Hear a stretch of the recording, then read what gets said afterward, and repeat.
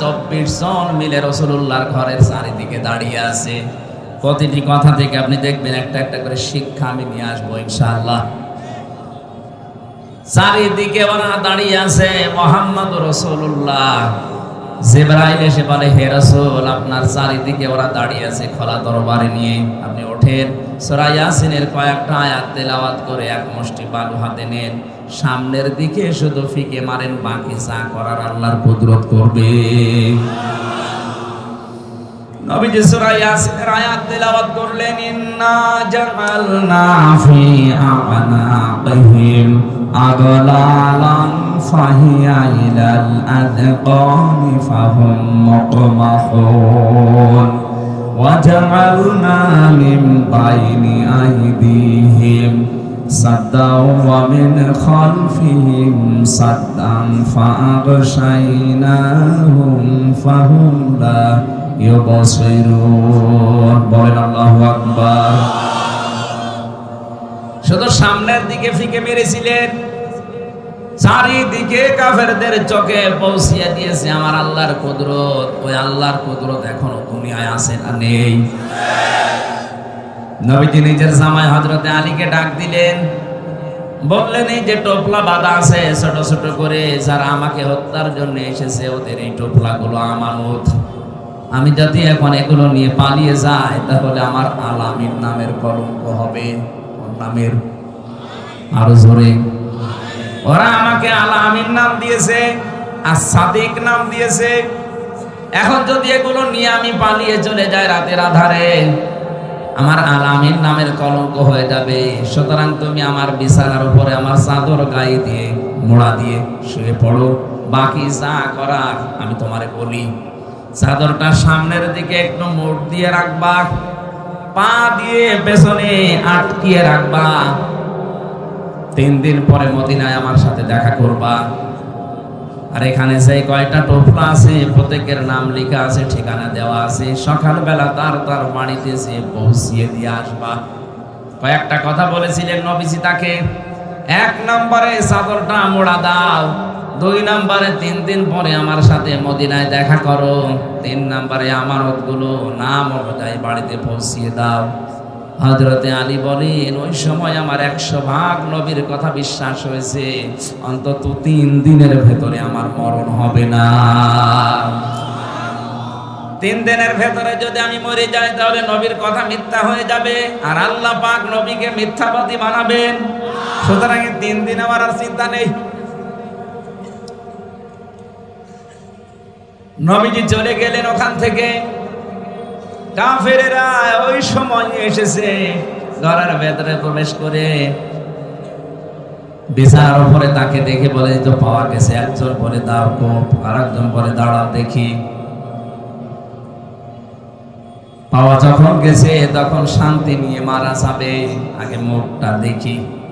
চাদর নিয়ে টানাটানি করে হযরতে আলী বলে, নবীজি আমাকে বলেছিল হাত দিয়ে শুধু শক্ত করে ধরে রাখবা। আমি ধরে রেখেছিলাম, ওরা 24 জন মিলে টানাটানি করে, চাদর ধস্তাধস্তি করে, খুলতে পারে না। আমার মনে হচ্ছিল তামাম দুনিয়ার সব যুবকেরা যদি আজকে আমার চাদর ধরে টানাটানি করে, খোলা সম্ভব না। কি শক্তি আমার আল্লাহ আমার এই হাতের ভেতরে যেন দিয়ে দিয়েছে। মনে মনে ভাবছিলাম আমি ধস্তাধস্তি করতে থাকবো যতক্ষণ ওরা আমাকে মেরে ফেলার সিদ্ধান্ত না নেয়।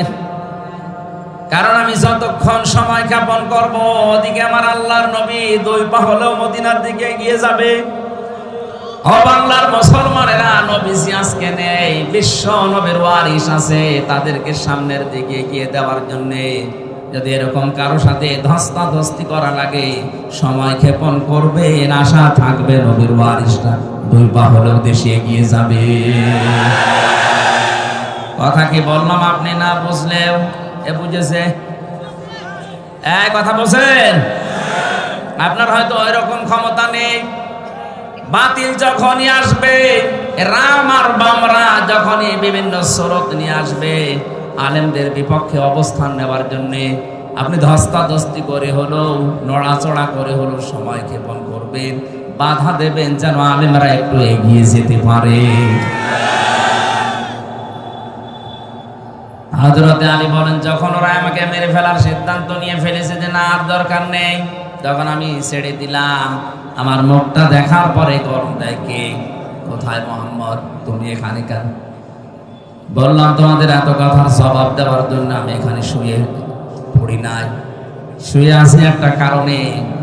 ওই যে টোপলাগুলো দেখতে পাও, তোমাদের আমানত রাখা আছে, যার যারটা আমি তার কাছে পৌঁছিয়ে দেব।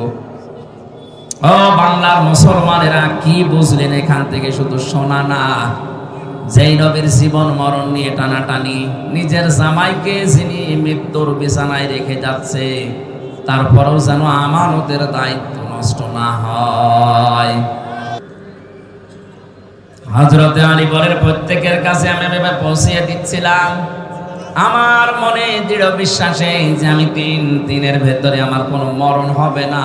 বিশ্ব নবীর কথা আমারে মদিনায় সাক্ষাৎ করায় লাগবে, এ সুযোগ আল্লাহ আমারে দেবেন। নবীজি ওখান থেকে বের হয়ে আবু বকরের বাড়িতে ডাক দিলেন, আসসালামু আলাইকুম ইয়া আবু বকর। সঙ্গে সঙ্গে ভেতর থেকে জবাব দিয়েছে, লাব্বাইক ওয়া সাদাইক ইয়া রাসূলুল্লাহ। নবীজি বলেন, আবু বকর, আমি তো খুব জোরে ডাক দেই নাই, মৃদু স্বরে একটা আওয়াজ দিলাম, তুমি জলদি করে দরজা খুলে দিলে, গভীর রজনীতে ঘুমাওনি। সিদ্দিক আকবর বলে, হে রাসূল, শুধু আজকের রাতটা না, 6 মাস আগে আপনি আমাকে একটা ইঙ্গিত দিয়েছিলেন। দেখতে দেখতে সবাই তো চলে গেল আবু বকর, কোন দিন জানি আমারও হিজরত করা লাগে।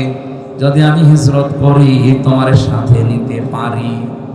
আপনি বলেন না যে নেব, শুধু পারি বলেছিলেন। ওই দিন থেকে শুরু করে আমি 2টা বিষয় লক্ষ্য করে রেখেছি। 2টা উট আমি কিনে এক ইহুদির কাছে লালন পালন করতে দিয়েছি। 2 নাম্বার, ওই দিন আমি নিজে আমার টোপলা বেঁধে দরজার সাথে পেট লাগিয়ে আছি, কখন আল্লাহর নবী আমার একটা ডাক দেয়।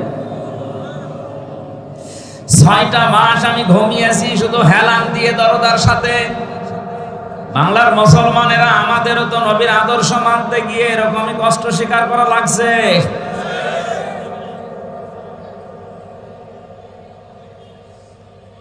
বিশ্বনবী হযরতে আবু বকরকে সাথে নিলেন। বাড়ি থেকে যেদিকে যাওয়ার কথা ওই দিকে না দিয়ে উল্টা দিকে আরম্ভ করলেন।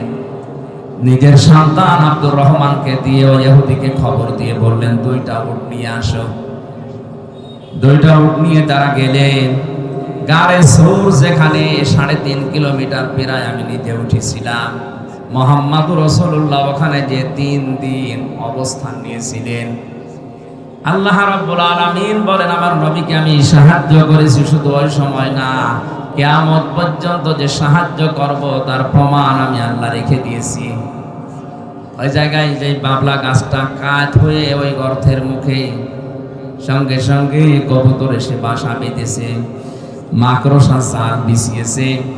হযরতে আবু বকরকে নবীজি বললেন, ক্লান্ত হয়ে গেছি সারা রাত হাঁটতে হাঁটতে, পাটা একটু বিছিয়ে দাও, তোমার উপরে মাথা দিয়ে আমি একটু ঘুমিয়ে যাই। তিনি বললেন, হে রাসূল, আপনি দাঁড়ান, পাহাড়ি এলাকা সাপ বিচ্ছু থাকতে পারে। নিজের বিভিন্ন কাপড় যেগুলো ছিল ছিঁড়ে ছিঁড়ে বিভিন্ন গর্তের ভেতরে দিয়ে মুখ বন্ধ করলেন। আর একটা গর্ত বন্ধ হয়নি। হযরতে আবু বকর বলেন, আমার পা দিয়ে গর্তের মুখে পা দিয়ে আমি বন্ধ করে রেখেছি। 1000 বছর একটা সাপ এখানে বসে আছে, 1000 বছর। ও তাওরাত কিতাবে শুনেছিল, মুসা আলাইহিস সালাম তাকে তেলাওয়াত করে নাকি শুনিয়েছিল যে এই রাস্তা দিয়ে শেষ নবী মুহাম্মদুর রাসূলুল্লাহ হিজরত করে যাবেন, এই জায়গায় আশ্রয় নিলেও নিতে পারেন। ওই দিন থেকে এই সর্পটা মুহাম্মদুর রাসূলুল্লাহকে এক নজর দেখার জন্য 1000 বছর ওয়েট করছে। আমি সুবহানাল্লাহ আলহামদুলিল্লাহ বলার জন্য না, এখান থেকে একটা শিক্ষা পেয়েছি। একটা বিষধর সাপ যদি 1000 বছর গর্তের ভেতরে এত কষ্ট করে নবী মুহাম্মদুর রাসূলুল্লাহকে দেখার জন্য ওয়েট করতে পারে, 53 বছর হয়ে গেল, একটা আবারের জন্য আমাদের মনে কি আফসোস আসে না? মুহাম্মদুর রাসূলুল্লাহ যেভাবে 10 বছর রাষ্ট্র দিয়ে, কোরআন দিয়ে রাষ্ট্র চালিয়েছিলেন, আমরা একটু চালিয়ে দেখি।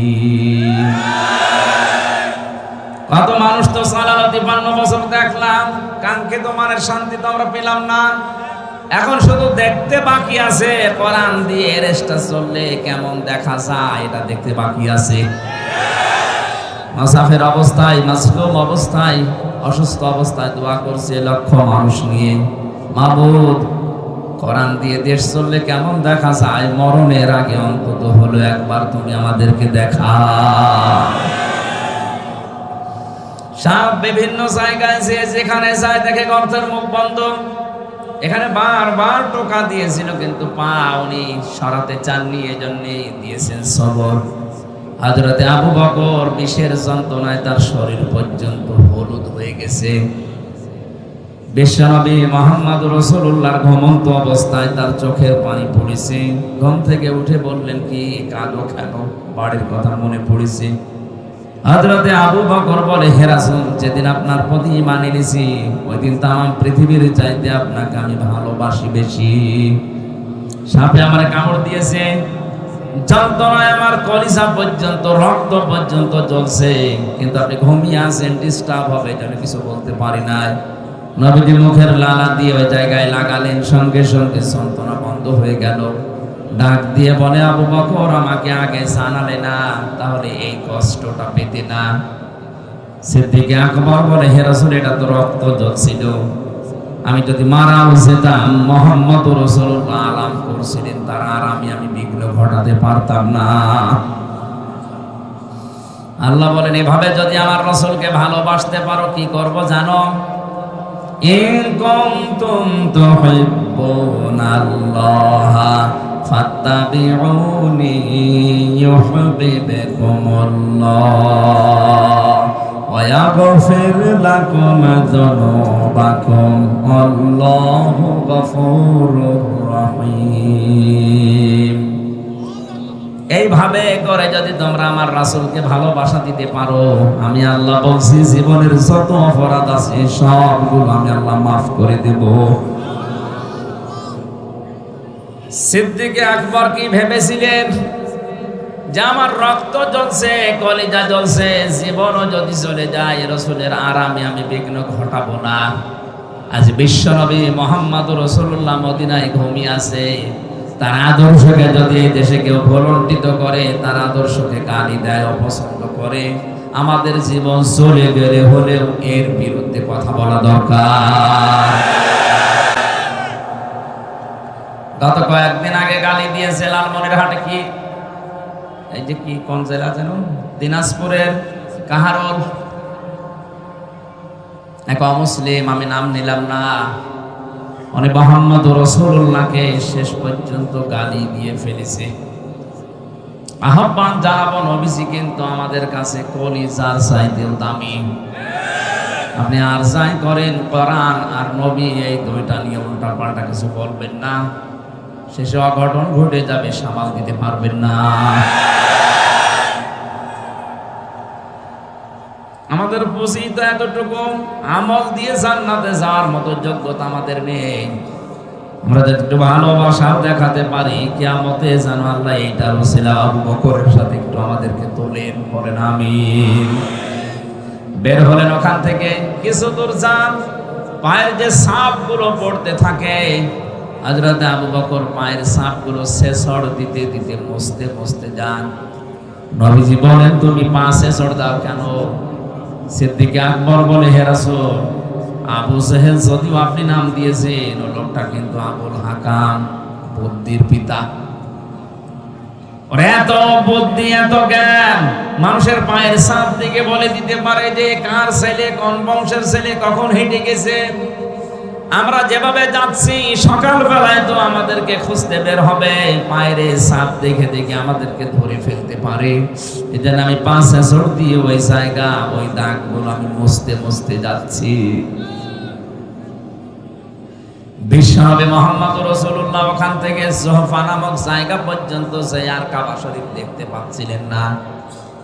যখন মনের দুঃখ নিয়ে এই কথাগুলো বলেছিলেন, মাবুদ কাবা তো আর দেখা যায় না, আমি তো যেতে মনে চাই না, শুধু তোমার আদেশ পালন করার জন্য আমি হিজরত করছি।